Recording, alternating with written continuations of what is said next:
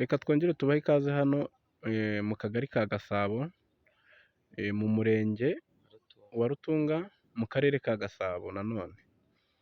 Aha rero tubazaniye akamari gasa nk'aho ari diro, gahagaze 3 n'igice, kakaba gahagaze mu kibanza gifite square meter 500, kakaba gafite icyangombwa cyihariye, kakaba kenda gukora ku muhanda ariko nanone gafite inzira ya moto igaragara. Uramutse wifuje kuba wahakora inzira y'imodoka, turaje tukwereka uburyo byagenda, tukwereka n'iyo nzira. Ni inzira nini, ni ukuvuga ngo gafite view nziza. Urabona ni hahandi n'ubundi uba witegeye za Rutongo, kaje vuba.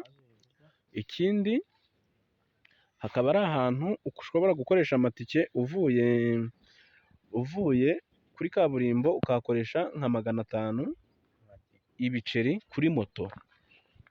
Nirwo rugero umuntu yatanga, kuko wongeyeho dukeya wakongeraho nk'ijana, kuko ni bugufi ya kaburimbo. Ni akamari keza gafite pariseri, nawe urumva ahantu hafite ubuso 500. Ni agapariseri kako, urabona kagaruka hano kajya rwose ku muhanda, kakanagira munsi y'urugo. Ni akamari, aka ni akamari kadakwiye kugucika. Uri kubibona pariseri yakigarukira hano. Ikindi wamenya, dore ya nzira twababwiraga ya moto, hariya bariya abantu bageze, buriya hariya ni ku muhanda.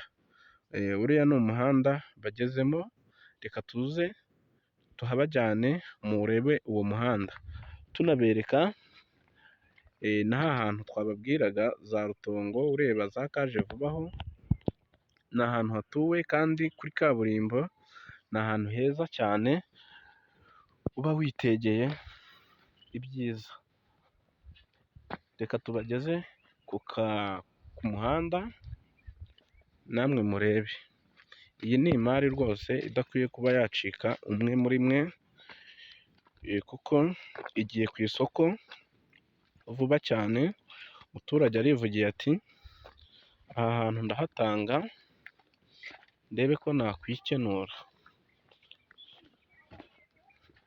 Reka tubereke rero uwo muhanda. Murabona ko nta minota myinshi isabwa kugira ngo tuwugereho, tuba tusa nkaho tuwegereye.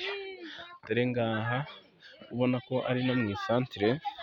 Ni ahantu hadakwiye kugucika, kuko urabona ko hatuwe. Ni ahantu rwose hadakwiye kugucika.